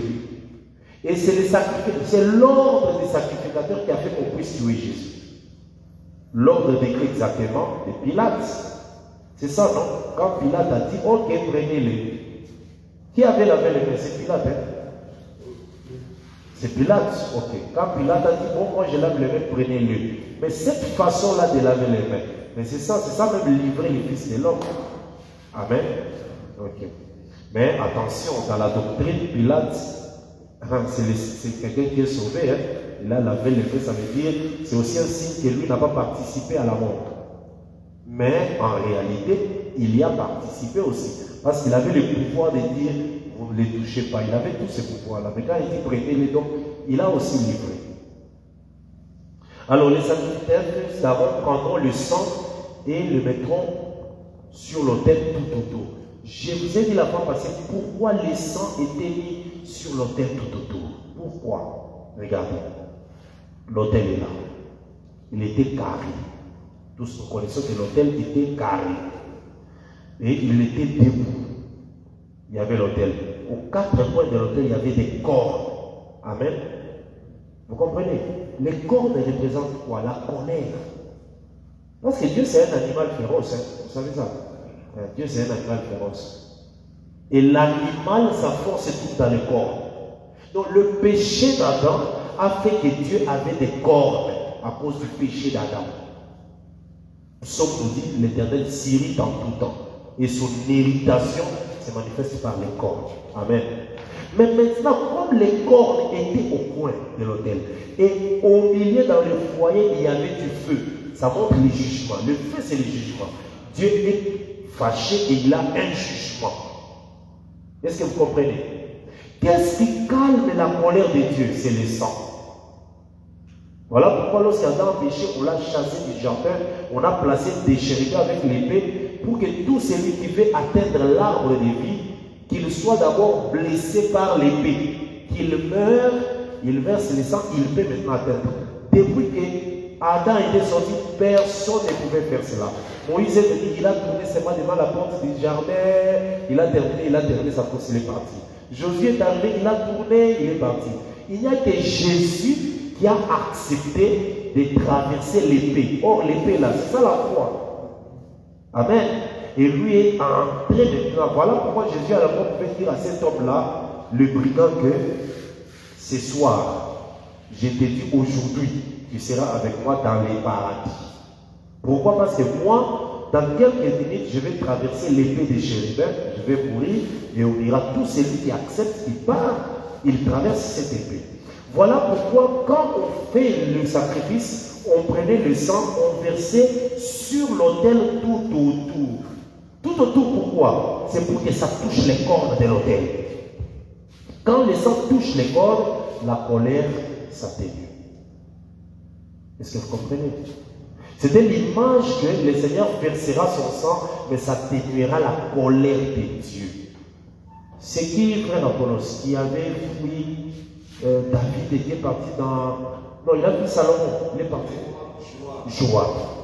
Qui a fui, il est allé tenir le corne de l'autel. Pourquoi? Il savait que c'est là qu'il y a la colère. Mais quand il tient, c'est un signe qu'il s'humilie. Et on l'avait pardonné. Hein? Oui, c'était le frère de Salomon. C'était qui?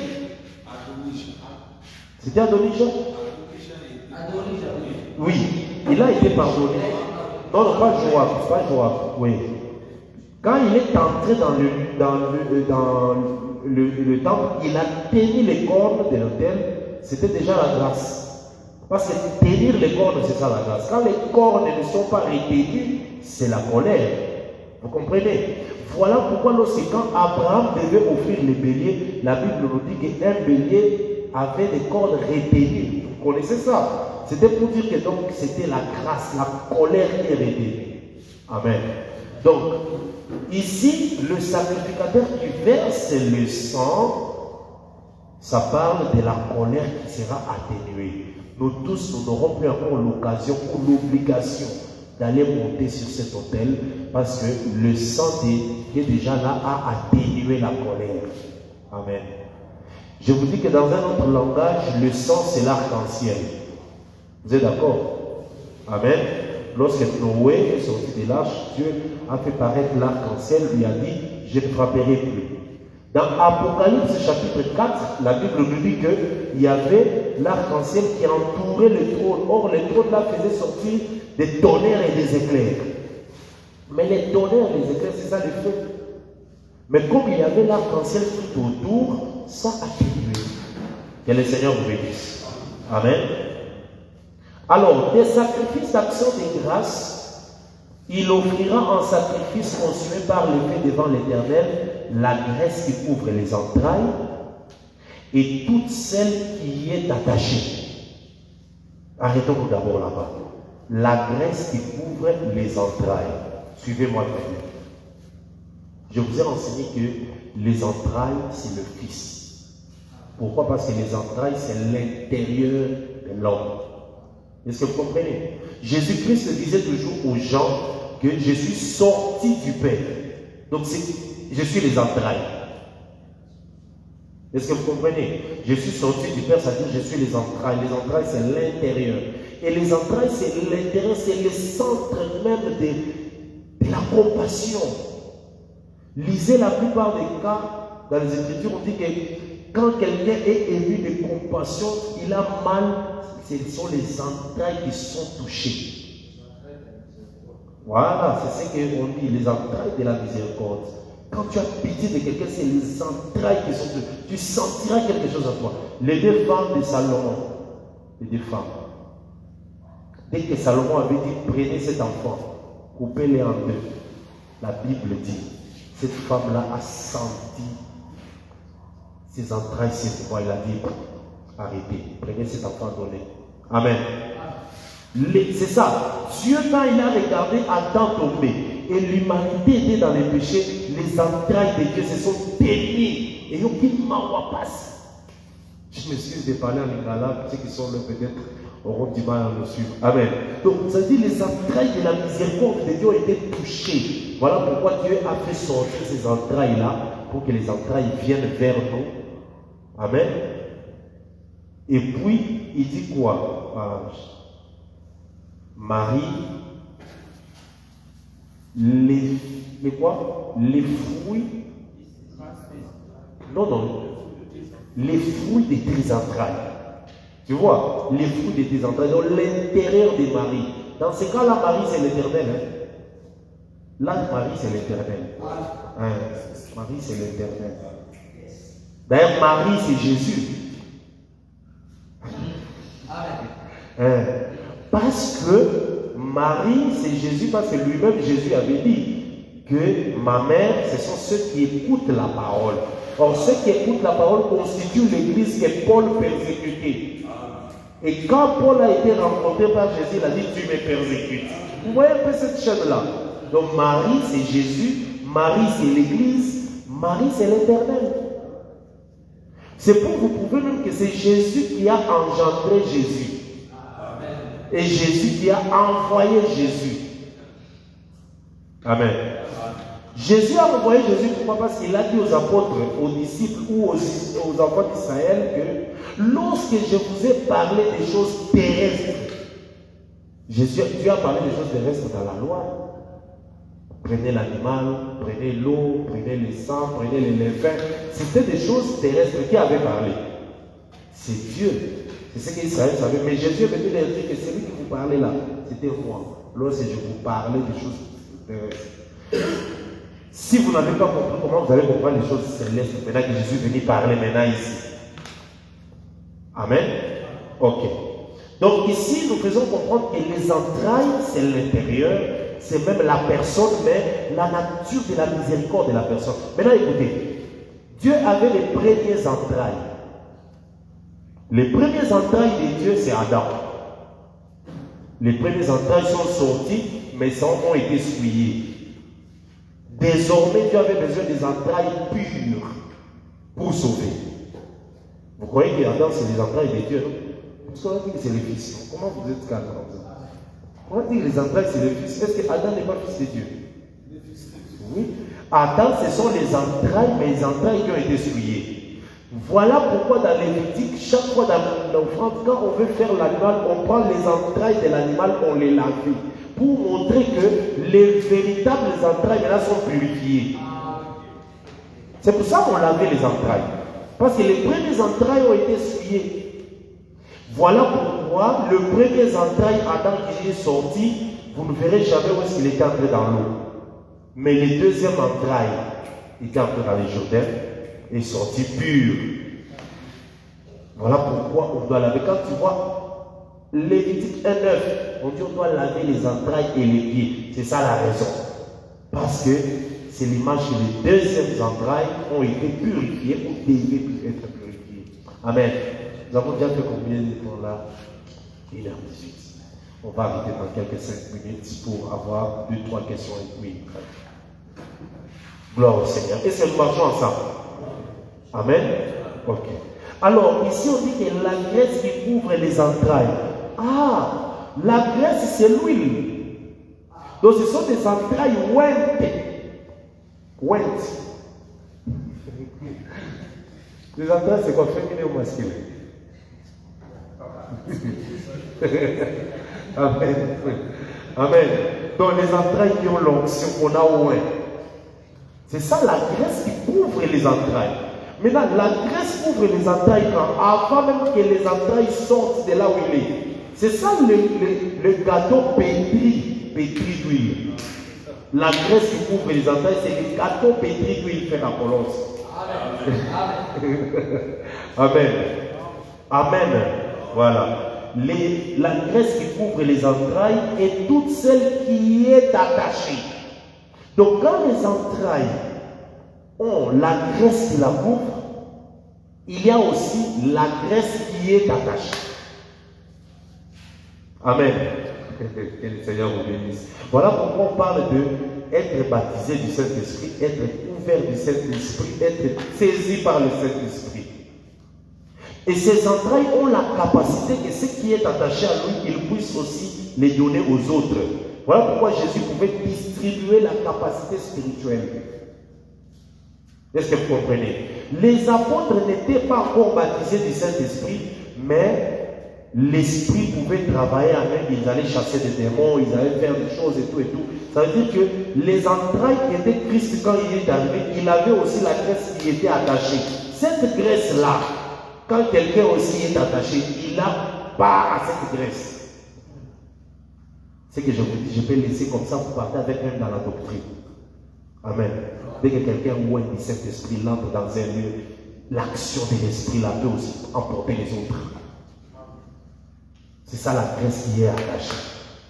Quand tu es un serviteur sans graisse, c'est compliqué. Il y a la graisse qui te couvre et la graisse qui est attachée à toi. Amen. Est-ce que vous comprenez? Que le Seigneur vous bénisse. Que le Seigneur vous bénisse. C'est très merveilleux ces choses. Verset 4. Notez des questions, on pourra toujours y arriver. Donc, dans ce sacrifice-là, il y a l'intérieur du sacrifice. C'est pour vous dire que le sacrifice-là, c'est Dieu qui est venu lui-même. Lui-même, Dieu est venu. Mais en lui, il y a eu le Fils aussi qui est sorti. Et ce Fils-là avait déjà l'onction, l'Esprit. La graisse, c'est l'huile. Et l'huile, c'est l'Esprit. Amen. Voilà. Pourquoi? Parce que sachez qu'il y a l'arbre qui a l'huile aussi. L'arbre qui est loin, c'est l'olivier. Ça, vous connaissez, non? L'olivier, c'est le prophète. Parce que c'est lui qui est loin, l'olivier. Bien que la vigne, lui, a le sang. Mais l'olivier a l'huile. Est-ce que vous comprenez? Amen. Voilà pourquoi, dans ces sacrifices, on parle de deux choses. De la graisse et du sang.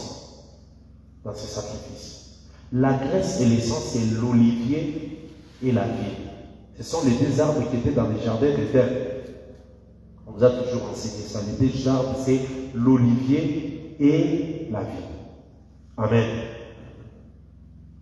Alors, toujours à l'intérieur de l'animal, là où il y a la graisse et les entrailles, il y a aussi les deux rognons. Les rognons, c'est le rein de l'animal. L'homme aussi a les reins. Mais l'animal, les reins de l'animal, on appelle ça rognon. Or, le rein, c'est la profondeur. Dieu sonde les reins. Si Dieu sonde les reins, ça veut dire dans les reins, il y a la profondeur. Amen. Est-ce que vous comprenez? Il y a la profondeur. Il y a le rein, c'est la révélation. Les choses cachées. Donc cet animal comme victime a aussi des mystères en lui. Et c'est les mystères qui donnent la force au corps. Pourquoi? Parce que le rein a un rôle dans les corps. Nous allons partir des choses naturelles pour expliquer le spirituel. Les rôles du rein. Le rein a quel rôle dans les corps? Le rein a l'habitude de filtrer, de purifier, pour prendre tout ce qui est déchets, qui est saleté, et ça jette par les urines. Je crois qu'on a un corps médical dans la salle. Même si on est des domaines techniques, lui peut nous soutenir dans ce qu'on dit. C'est ça le rôle des reins. C'est pour ça qu'on parle de l'insuffisance rénale. Ça veut dire qu'il n'y a pas une bonne purification, un bon filtrage. Il y a des déchets qui restent en toi et ça commence à affaiblir l'homme. Le rôle des reins, c'est ça. Amen. Et nous connaissons que la révélation nous permet de purifier les choses. Par la révélation, je vais purifier les choses. Donc quand quelqu'un n'a pas de révélation, je prends ces versets des rognons pour vous expliquer qu'un peuple sans révélation est un peuple sans frein. Oui, parce que les Seigneurs sont loués. Parce que si tu n'as pas les reins dans le corps, il n'y a rien qui sera freiné. choses seront comme ça, entamisées, portées, tout ça. Et puis c'est la maladie qui commence. Bien aimé, sans la révélation, le corps est malade. Les rognons, c'est ça les reins. Ça purifie, ça tonifie, ça filtre pour que les déchets, la saleté soient évacués. C'est le même rôle aussi, peut-être pour le foie aussi. Hein. Le foie aussi, la même chose. Ça purifie certaines choses. Donc on va parler aussi de l'aube de foie ici. Les sacrificateurs de l'ancienne alliance, c'était un zoologiste. Vous connaissez très bien la zoologie. C'était un médecin, il connaissait bien l'anatomie parce qu'il regardait la lèpre, la profondeur de la lèpre qui a séché, tout ça, pour sacrificateur, zoologie, anatomie. Il était botanique aussi. Il doit bien regarder, ça ce n'est pas la fleur de farine, ce n'est pas bien tamisé, ça pour l'offrande, non. Donc un sacrificateur était complet. Aujourd'hui, les ministres ont des problèmes. Un ministre dit, moi je suis très fort dans les choses sociales. Les choses sociales, je suis très fort. Je peux te donner conseils sur les mariages, conseils sur les voyages, sur les travails et tout et tout. Quand tu viens en ce qui concerne l'hippopotame, ah bon, ça sont des choses qui ne concernent pas papa. Les sacrificateurs n'étaient pas comme ça. Les sacrificateurs entraient dans la zoologie, la botanique, l'anatomie, même la physique. Amen. Que Dieu soit loué. Amen. Alors, les deux rognons, ça veut dire la pensée cachée de Dieu, la révélation de Dieu. Ça vient des entrailles. Et lorsque l'animal qui est venu comme victime d'action de grâce, il est venu avec ça, le peuple n'en avait pas. Israël n'avait pas la révélation. Israël n'avait pas la révélation. Mais c'est la victime qui a amené les deux rognons. Amen. La révélation par rapport à l'ancienne et par rapport à la nouvelle alliance. C'est ça les deux rognons. Et Dieu sonde ça. Que le Seigneur vous bénisse. Amen. Attention, on va arriver parce qu'on va expliquer pourquoi on doit prendre tout ça, et les entrailles, et les rognons, tout ça, parce que tout ça doit aller aussi sur l'autel pour les sacrifices. On peut évoluer? Ok, les deux rognons, j'ai parlé bien de la pensée de la révélation, que ce soit la révélation par rapport à la nouvelle, par rapport à l'ancienne alliance, la pensée cachée de Dieu. Écoutez, même quand nous disons que c'est dans la nouvelle alliance que nous avons l'explication, attention, il y a aussi la révélation dans l'ancienne alliance. Hein. Dans l'ancienne alliance, il y a la révélation. Parce que la Bible nous dit qu'on lisait aussi la parole et les jours de sabbat, on expliquait. Oui, c'est ça les rognons. C'est les rognons. Amen. C'est les rognons. Retenez seulement par rapport aux rognons que Dieu sonde les reins. Il le sonde. Si le sonde, ça veut dire qu'il y a une profondeur dans les reins. Mais dans le vrai sens, quand on dit Dieu sonde le cœur et le rein, ça veut dire que le rein et le cœur ont des profondeurs. La Bible dit non, le cœur de l'homme, c'est tout un abîme. Le cœur de l'homme. Amen. Et la graisse qui les entoure. Il y a une graisse qui entoure aussi les rognons, les reins. Il y a la graisse qui entoure les reins. Amen. C'est pour vous dire qu'on ne peut pas détacher l'onction de la révélation. On ne peut pas détacher l'onction de la révélation. Jamais. Parce que même la révélation là est entourée de la graisse. Si tu prends l'animal, tu l'ouvres, tu regardes l'intérieur. D'abord, tu vas commencer d'abord à voir la graisse. Avant même de descendre, aller découvrir là où il y a le foie, là où il y a le rein, là où il y a, je ne sais pas, les pancréas, si l'animal aussi a les pancréas, je ne sais pas tout ça. Donc c'est un peu comme l'homme. On prend d'abord la graisse. Mais quand on est en train de chercher, parce que cet animal qu'on doit mener sur l'autel, on doit lever des choses en lui. Le sacrificateur connaissait prendre un couteau, ouvrir, aller trouver là où il y a les reins pour le prendre. Quand il prend les reins, il y a aussi la graisse qui entoure les reins. Est-ce que vous comprenez? Voilà. Quand il prend les entrailles, il y a la graisse qui entoure les entrailles. Il y en a. Les deux rognons et la graisse qui les entoure, qui couvre les flancs. Les flancs, c'est ça. Amen. Les flancs. Vous voyez comme l'abdomen de l'animal est. Vous allez voir à partir du côte, les flancs pas du côte jusqu'ici au niveau des hanches. Il y a aussi les flancs droits et les flancs gauche. Dans l'animal aussi, je ne sais pas si parmi vous il y a des gens qui ont insisté ou qui connaissent comment quand on tue la chèvre, on ouvre une chèvre. Vous avez déjà vu, non? Il y a vraiment deux flancs, à gauche, à droite. Dès qu'on déchire, vous voyez les flancs. Les flancs sont les côtés qui protègent l'abdomen. Amen. Maintenant, ici on parle de ces deux flancs-là. Il y a aussi la graisse qui couvre les flancs. Amen. Les deux oignons, la graisse qui les entoure, qui couvre les flancs et les grands lobes de foie. Vous savez, les flancs, quel est le rôle des flancs? C'est protéger les organes. Amen. Je vais vous scandaliser le mercredi prochain parce que dans l'intérieur de l'animal là, je vais faire sortir les 4 parlers. Amen. Je ferai sortir les 4 parlers, vous allez voir. Amen. Il sortira là-dedans la révélation, la prophétie, la doctrine et la connaissance, là dans l'intérieur. Amen. Un devoir que je vous donne, allez me dire les flancs, c'est quoi? Qu'est-ce qui protège dans les 4 parlers? Il y a un parler qui protège les autres parlers. Amen. Amen. Je vous ai déjà dit que la réunion, c'est la révélation. Le rognon, c'est la révélation, la profondeur. Amen. Voilà. Que le Seigneur vous bénisse. Nous allons continuer le mercredi prochain. Nous avons fait 1h30 ici. Que Dieu soit loué. Donc nous allons continuer à partir du chapitre, du verset 4. Là, on n'a pas terminé parce qu'on doit terminer sur les flancs et l'aube de foi. Et le Seigneur nous bénira. Les versets, si vous regardez les versets 9, regardez le verset 9. De ces sacrifices d'action de grâce, il offrira en sacrifice consumé par le feu devant l'Éternel la graisse, la queue. Vous allez comprendre que lorsqu'on fait pour le gros bétail, on n'a pas parlé de la queue.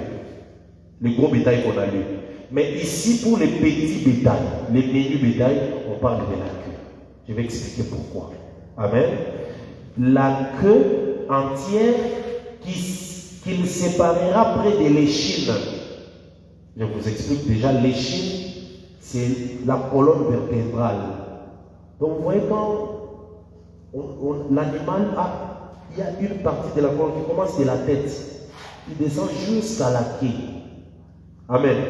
C'est ça ce qu'on appelle l'échine, l'os dorsal du tout. Parfois dans l'animal, c'est bon quand on a bien préparé ça, si tu prends ça, tu passes sur il y a un peu la moelle épinière qui sort là-dedans. Vous avez déjà connaissez ça, hein?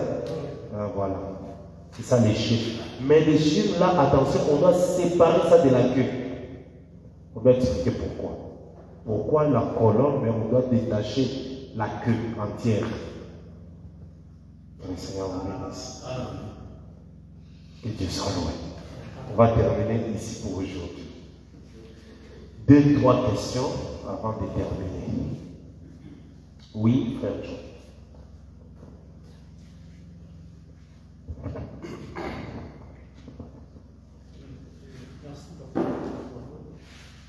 Ouvrez le micro. Merci, papa, pour la parole. J'ai des petites questions. La première question, c'est en fonction des offrandes. Nous savons que la loi possède un nombre de choses à dire et on a expliqué cela et la réalité se trouve en Christ.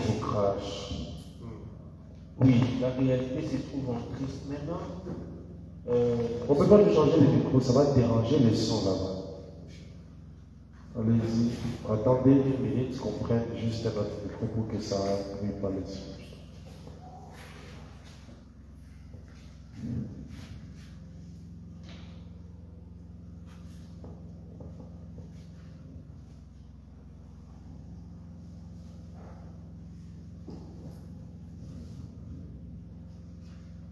L'important, c'est toutes ces choses, nous allons aussi descendre dans la doctrine comme on l'avait fait pour l'Holocauste. Nous sommes descendus dans la doctrine pour la fleur des farines parce que je vous avais dit que nous-mêmes aussi nous sommes un pain. Pour tout cela, nous sommes un pain. Et puis Paul a dit, vous devenez une nouvelle pâte, faites partir le vieux et le vin et soyez une nouvelle partie. Ça même la doctrine par rapport à l'offrande des farines. Amen. Ok, ta question? Oui, ma question est la suivante. Toujours en fonction des offrandes, je disais, comme l'Écriture dit que la loi possède un nombre de choses à venir, mais la réalité se trouve en Christ. On a compris que les offrandes qu'on a parlé dans Lévitique étaient Christ. Maintenant, que disent des gens qui nous écoutent, il y a des offrandes sur le plan doctrinal qu'on met quotidiennement. Lorsque les enfants de Dieu arrivent dans l'église, il y a les paniers des offrandes. Maintenant, comment est-ce que vous pouvez expliquer, bien sûr, à ceux qui nous écoutent, qui nous auditionnent plutôt, quelle différence a-t-il entre ces offrandes et les offrandes que nous mettons chaque jour quand le peuple de Dieu vient à l'église? Très bonne C'est question. la première question. Deuxième. La deuxième question, c'est toujours, bon, il y a des questions. On a parlé des sacrifices d'action de grâce. Et à l'église aussi, il y a aussi ce qu'on appelle les actions de grâce. Je ne sais pas si vous pouvez un peu dissocier les sacrifices d'action de grâce et les offrandes d'action de grâce. Ça, c'était le sous-point, parce que ça va de pair. La troisième question, vous avez touché la fille de Jephthé. Il y a à boire et à manger là-bas. Il y a, je pense, dans Juge 11, on dit que cette fille de Jephthé devrait faire 2 mois. Je dis que je vais expliquer ça, non? Oui. Je vais Donc, expliquer. prochainement, Mercredi, rappelez-moi. oui. Je vais pardonner la prophétie sur ça pour que je n'ai pas voulu traîner là parce que ça allait nous prendre du temps. On peut commencer par ça même avant l'enseignement sur les métiers, comme ça je donne cette pensée-là. Les 2 mois qu'il est allé faire, et puis on l'a célébré 4 fois l'année et tout ça. Je vais expliquer tout ça mercredi. Ça va, c'est un peu ça. Alors, je réponds par rapport aux offrandes. La première question, les offrandes d'action de grâce, mais aujourd'hui dans l'église, nous mettons un panier où nous donnons des offrandes. Attention, même dans les tabernacles, ces offrandes d'animal et tout ça, ça continuait, mais attention, il y avait aussi les trésors dedans. Vous connaissez où est-ce qu'on était allé mettre l'argent que Judas avait pour vendre Jésus?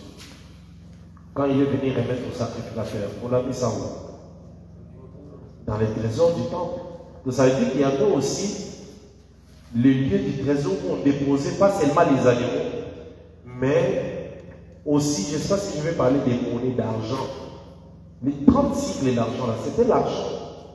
Mais en pièces, qu'on est allé déposer dans les trésors. Donc dans les temples, il y avait aussi des transactions. Quand je dis transactions, ce n'est pas qu'on vendait des choses, mais les peuples amenaient aussi la monnaie dans les temples. Malgré qu'il y avait la période des sacrifices. Jésus, quand il était là, ces sacrifices continuaient. Mais aussi, il y avait des trésors. Maintenant, ces choses ici se sont accomplies en Christ. C'est accompli en Christ, mais ça n'exclut pas les trésors du temple. Ce que nous mettons compagnie, c'est pour les trésors du temple, parce que apportez vos dîmes pour qu'il ne manque pas de la nourriture. Est-ce que tu comprends un peu? Voilà. Les peuples, quand ils apportaient des dîmes, c'était pour qu'ils ne manquent pas de la nourriture. Christ a accompli l'Holocauste, il a accompli la fleur de farine, l'action de grâce, mais les trésors du temple, c'est pour qu'il ne manque pas la nourriture pour les sacrificateurs de la nouvelle alliance, où Paul a dit que celui qui travaille à l'autel mange à l'autel. Parce que Jésus a accompli ses sacrifices. Il n'y a plus, dans le temps, les sacrificateurs mangeaient la part qui restait, de la viande, de l'épaule, mâchoire, vous connaissez tout ça, l'estomac, toutes ces choses. Mais aujourd'hui, il n'y en a plus. Les sacrificateurs de la nouvelle alliance vont manger quoi? Ils mangeaient en fonction de ce qu'on met dans les trésors. Donc, à cette époque-là, je te réponds qu'il y avait ces sacrifices, mais il y avait aussi les trésors. Les sacrifices ici sont accomplis en Christ, mais les trésors continuent. Voilà pourquoi Jésus était debout devant les paniers et regardait les gens qui venaient déposer dans les troncs. C'est les trésors du temple. C'est bien clair, non? Ok. La deuxième c'était quoi? Concernant les sacrifices d'action de grâce et les actions de grâce. C'est la même réponse. C'est un truc question, mais c'est la même réponse. Donc les sacrifices d'action de grâce qui se sont accomplis, mais ça n'a pas empêché que les actions de grâce qui entrent dans les trésors aussi existent. Donc ça continue jusqu'à aujourd'hui. Amen. Merci. Que Dieu soit loué. 2 questions. Je vois d'ailleurs 3, 4. On va terminer par ça. Oui. Merci pour la parole. En fait, ma question, c'est comme si je complétais un peu le frère John. Par rapport aux actions de grâce, j'aimerais poser une question un peu doctrinale pour savoir si on peut déterminer une action de grâce. Pour dire par exemple, à la fin de l'année, que chacun amène par exemple une chaise. Parce qu'ici, je vois qu'on ne donne pas comme une sorte de modèle ou soit d'imposition pour dire que non, l'action de grâce c'est pas telle chose. Par exemple, même pour les élèves qui finissent la 6e, on dit chaque élève doit apporter au moins une chaise. Alors j'aimerais savoir, est-ce que l'action de grâce par rapport aux Écritures, on peut déterminer de cette façon-là? Oui, l'action de grâce comme don. Ici, d'abord aussi, on a déterminé, parce qu'on a parlé des gros bétail, des mini-bétail, dans les mini-bétail, on a parlé de l'agneau, on a parlé des chèvres. On a essayé de les distinguer, si tu vois. Parce que l'offrande telle que Dieu avait classée en Israël, c'était pour permettre à tout le monde qui soit mesure de donner. C'est lui qui a beaucoup de moyens, il apporte le gros bétail. C'est lui qui a peu de moyens, peut amener le petit bétail, on peut descendre même au niveau des pigeons. C'est lui qui peut manquer les pigeons farine. Au moins, farine ne va pas manquer. Vous comprenez? Il y a des gros bétail, vaches, taureaux, bœufs, mini bétail, agneaux, béliers, chèvres, oiseaux, colombes, pigeons. On descend encore même à farine. Farine, là, tout le monde passe, tout le monde au moins manger les pains. Quelqu'un ne veut pas dire, moi, en tout cas, je n'ai rien. Tu comprends? Maintenant, dans les actions de grâce, en principe, là, je descends dans la doctrine comme tu poses la question de la doctrine. En principe, les actions de grâce, ça doit être apporté pour que le serviteur en bénéficie.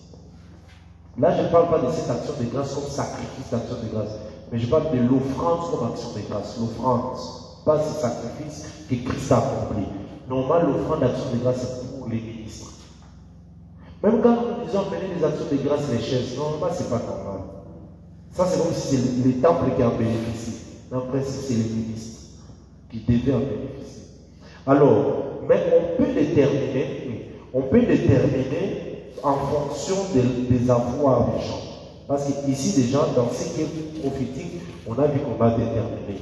Ça peut se répercuter aussi sur ce qui est doctrinal. Je ne sais pas si tu comprends un peu. Mais généralement, la personne qui est allée, qui a fait quelque chose et qui veut louer Dieu, doit trouver quelque chose selon son cœur, en principe, selon son cœur.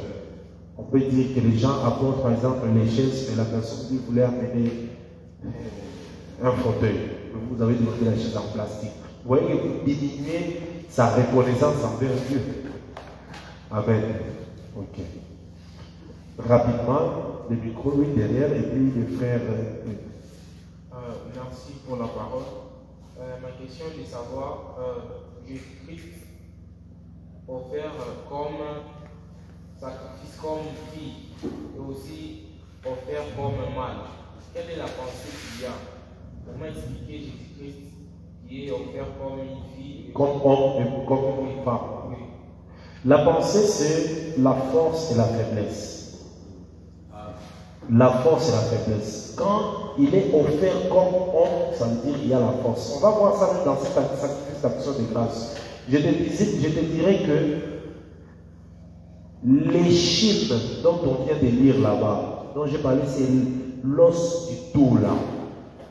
Ça montre la force. Mais la queue, c'est la faiblesse. Mais on doit les détacher. Donc, quand il est offert comme, regardez dans les jardins de Gethsemane, Jésus était d'abord comme homme. Nous venons chercher Jésus de Nazareth, mais voici, qu'est-ce qu'ils ont fait? Ils sont tombés. Là, c'est Jésus comme mal. Mais après, quand ils sont tombés, ils se sont relevés, il s'est dit, si je ne m'en fais pas, le peuple ne sera pas sauvé. Il a laissé qu'on le prenne. Là, c'est comme infernal. C'est pour ça dans la Bible, dans 1 Corinthiens, 2 Corinthiens 13, on dit, il s'est offert comme une femme, la faiblesse de Dieu. C'est ça la pensée. Amen. Ok. Frère Yann et puis frère Apollos, on va continuer par l'amour. Oui. Merci docteur pour la parole. Si je vous ai bien compris, vous avez dit Judas et Jephthé, ce sont ceux-là qui ont fait lever personne. Et quand nous disons Jephthé, le fait qu'il a fait, c'est quiconque sortira. Dans les quiconque là, il n'y a pas des animaux. Et si c'était les chiens qui étaient sortis à son retour, est-ce que ça allait? Non, quiconque là, ce n'est pas les animaux, hein. Ce sont les hommes. Quiconque. Et si toi, moi, tu veux parler des animaux, on dira quiconque par rapport aux animaux. Je ne sais pas si c'est disable en français. Les animaux pour dire quiconque par rapport aux animaux. C'est possible, hein? Pardon? Pardon? C'est possible, hein? Quiconque pour les animaux et les choses. Bon, il faut vérifier d'abord pour les animaux, hein, parmi les gens qui maîtrisent bien la grammaire. Si on peut aussi, tu as des animaux là-bas, les chiens et tout, tu dis quiconque sortira ici, je vais. C'est pas pour les animaux, c'est faisable, hein. Quiconque pour les animaux. Je crois que c'est pour les autres. Bon, on va vérifier, hein. Nous sommes dans un milieu public. Peut-être que les gens qui nous suivent, il y en a des profs de grammaire et tout, ils vont nous corriger. On va vérifier si on peut utiliser quiconque aussi pour les animaux. C'est pas la grammaire, hein? Ok. Dernière question, frère Apollos. Merci beaucoup pour la parole. Mais, papa, Oui. avant d'évoluer, j'aimerais dire à frère Israël, il faut aussi faire attention à la grammaire. Ça aide même dans la révélation et dans les positions. Exactement. Exactement. Parce qu'on a tendance à dire l'évangile, ce n'est pas la grammaire, mais tu dis dans quelle langue? Bon, l'évangile aussi va au-delà de la grammaire. Hein. Ça va au-delà. Avant qu'Abraham ne soit Jésus. Exactement. Bon, donc, ça va, mais il faut faire attention. oui, parce qu'on lit quand même dans une langue, il faut respecter la grammaire. Alors, Psaume 139, verset 14, l'Écriture dit: je te loue de ce que je suis une créature si merveilleuse. Tes œuvres sont admirables et mon âme le reconnaît bien. Alors, ici nous savons que dans la pensée révélationnelle, David qui parle est en train de parler de Jésus-Christ. Donc déjà, en louant le Seigneur, il exprime sa reconnaissance envers l'Éternel. Est-ce qu'à partir de là, on peut prendre cette écriture pour démontrer que Jésus-Christ était aussi en s'offrant à l'Éternel, était un sacrifice d'action de grâce dans ce sens-là? Oui, ici, tu veux parler peut-être des sacrifices d'action de grâce sans défaut. Oui, oui. Je lis ça dans Lévitique chapitre 3 où nous étions. Je te loue de ce que je suis une créature si merveilleuse. Donc, il était reconnaissant à son Créateur. Oui. Jésus, en souffrant lui-même, il reconnaissait la grâce que le Seigneur lui avait faite. C'était une créature merveilleuse. Oui. Et c'est là aussi, nous lions ça aussi au psaume 40 où il dit: tu n'as voulu ni sacrifice ni offrande, mais tu m'as formé un corps. En formant un corps, c'était un corps merveilleux, ça veut dire sans défaut, sans péché. Oui, on peut prendre cette partie-là, c'est bon. C'est bon. Et d'ailleurs, c'est parce qu'il était une créature merveilleuse que lui-même aussi, Dieu l'a pris pour l'offrir, comme il était sans péché. Que le Seigneur vous bénisse. Nous allons nous arrêter ici pour aujourd'hui, comme d'habitude. Nous frôlons les 1h45 ou 2h. Nous allons continuer le mercredi de la séance et de la semaine prochaine, à partir du verset 4, nous sommes arrêtés. il y a beaucoup de choses à expliquer encore là-bas. Je pense que nous avons compris aujourd'hui la pensée des entrailles, ouvert des graisses, des rognons et tout, pour que nous puissions encore continuer dans la marche. Les bien-aimés qui nous suivent en ligne, oui. Je suis peut-être le docteur. Il y a un programme spécial pour le Ah oui, oui, oui. Ah, ça va, on va expliquer ça, il n'y a pas de problème, pas de programme, c'est bon, on va parler. Merci pour le rappel. Ok, ceux qui nous suivent en ligne, je ne sais pas, sur YouTube. D'abord, ceux qui nous suivent sur Facebook, nous nous excusons parce que sur Facebook, on prend que moi qui parle. Si vous avez besoin de voir, de suivre la suite de l'auditoire et tout, vous pouvez passer sur YouTube. YouTube, Dr Daniel Kadima officiel. Donc, docteur, vous écrivez DR et puis Dadi, Kadima officiel. Là, vous aurez l'intégralité de ces partages et voir aussi les frères qui interviennent à partir de YouTube parce que Facebook, nous prenons que le plan des devants. Suivez-nous régulièrement. Si c'est la première fois de nous suivre, essayez de rentrer sur YouTube. Il y a les anciennes interventions, l'introduction de Lévitique. Et nous avons eu tous les chapitres 1, chapitre 2. Là, nous sommes au chapitre 3. Nous irons comme ça jusqu'au chapitre 27 et nous serons richement bénis. Que la grâce de Dieu soit avec vous et que la paix de Christ vous couvre. Amen. Nous allons remercier le Seigneur, lui recommander ce moment, lui dire merci et au programme prochain, prions au nom de Jésus-Christ. Seigneur, nous te rendons grâce et disons merci pour ce moment de partage. Merci pour ta parole, pour cette connaissance. Merci pour l'augmentation, Seigneur, de la connaissance. Bénis tes frères, le frère, tous ceux qui suivent, tes serviteurs, les disciples, les ministres. Que Seigneur Tout-Puissant, tu puisses encore fortifier ton Église et que ces choses, mon Dieu, deviennent en une vie. Sois béni pour ton amour et ta bonté. Nous t'avons ainsi prié au nom de Jésus-Christ. Amen. Que le Seigneur vous bénisse. Amen. Ok. Nous allons prendre 20 minutes de prière. Nous serons dirigés aujourd'hui par le frère Jacques. 20 minutes, nous prions pour la journée de demain, les cultes et tout. Nous allons prier.